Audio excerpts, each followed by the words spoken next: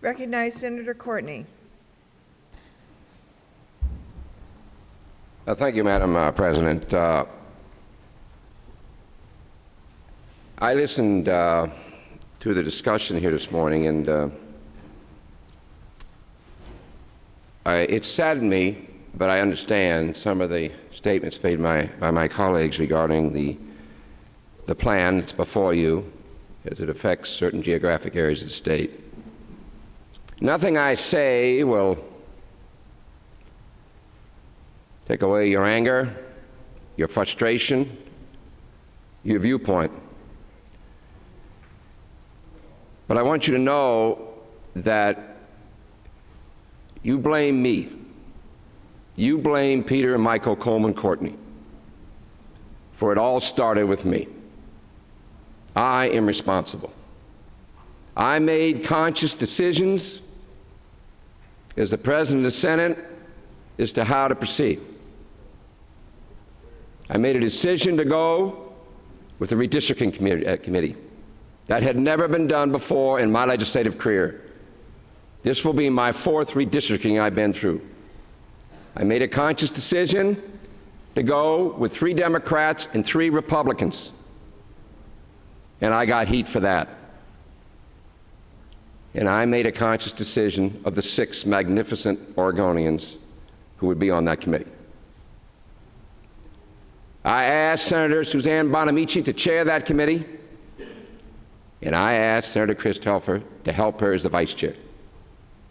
Senator Bruce Starr, Senator Jason Atkinson, Senator Floyd Przanski, and Senator Lee By.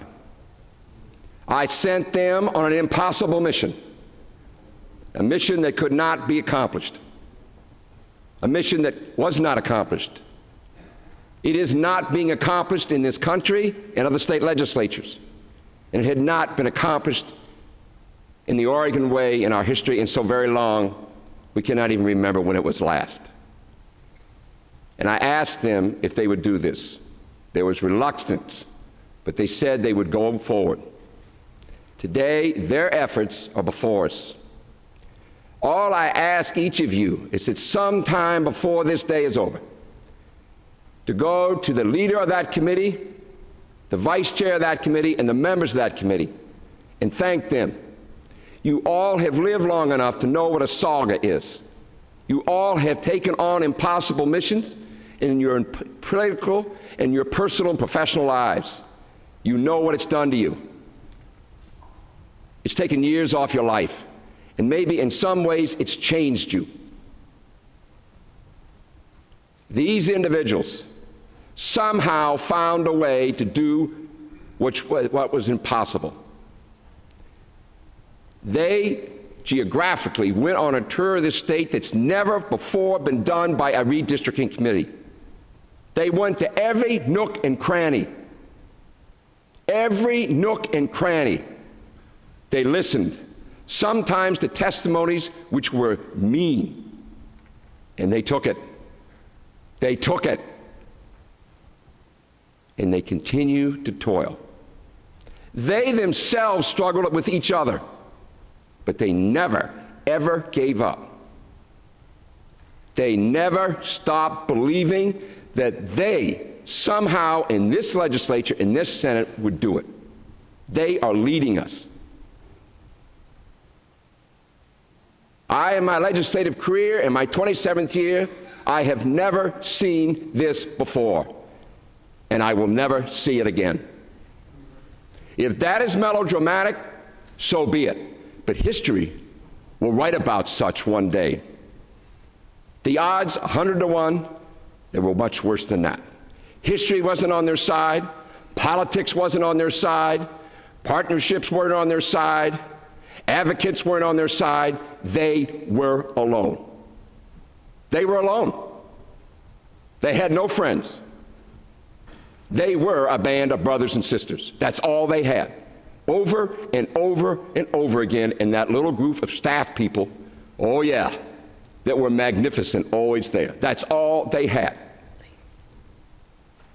They were getting hit from all sides, trying to draw the perfect district.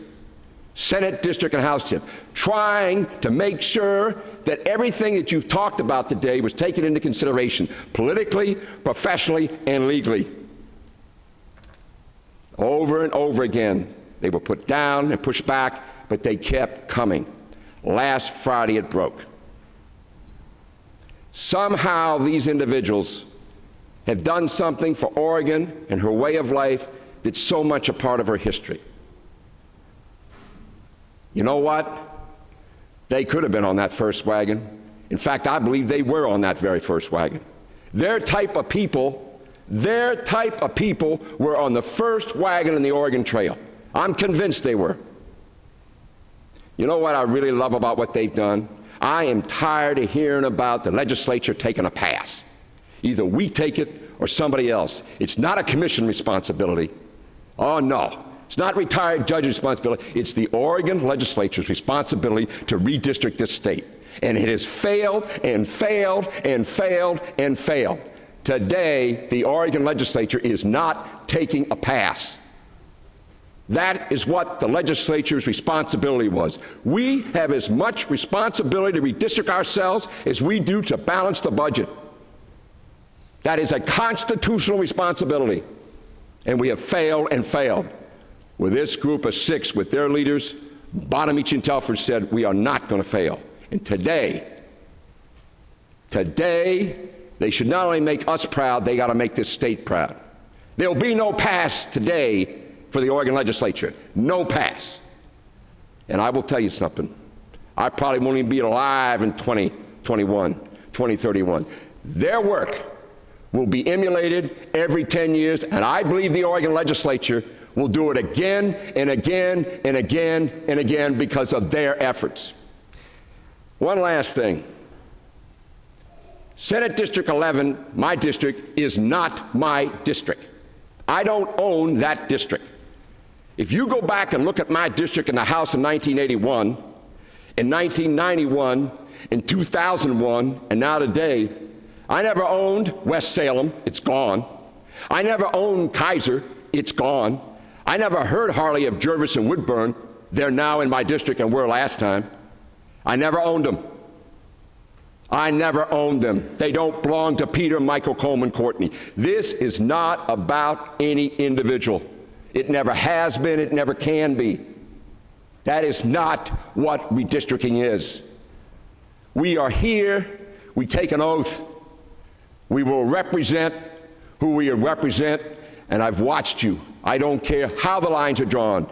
You will represent because you are public servants. That is your job. We do our job. Today, these individuals have done the job for the Oregon State Senate and the Oregon legislature, but more importantly, they have done something for the state of Oregon and her history and her people, because they remembered, more than anything else, that is their job, it is their duty, and they were not going to fail this time.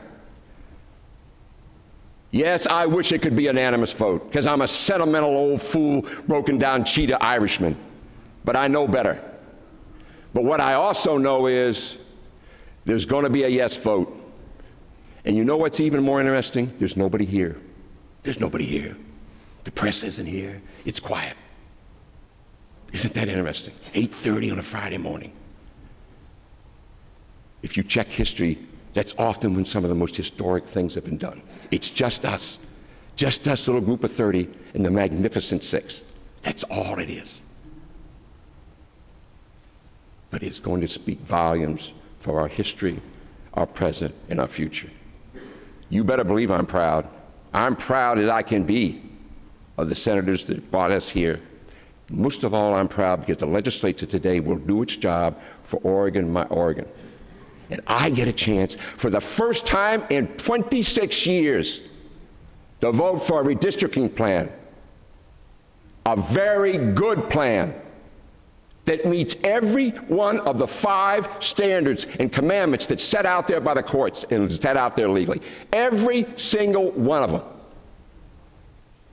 Proud today, because in a few moments, men and women from rural Oregon, urban Oregon, all kinds of backgrounds, Democrats and Republicans, are going up the hill with me. Because you know why? 6 others all alone went up the hill and showed us the way. Thank you, Madam President.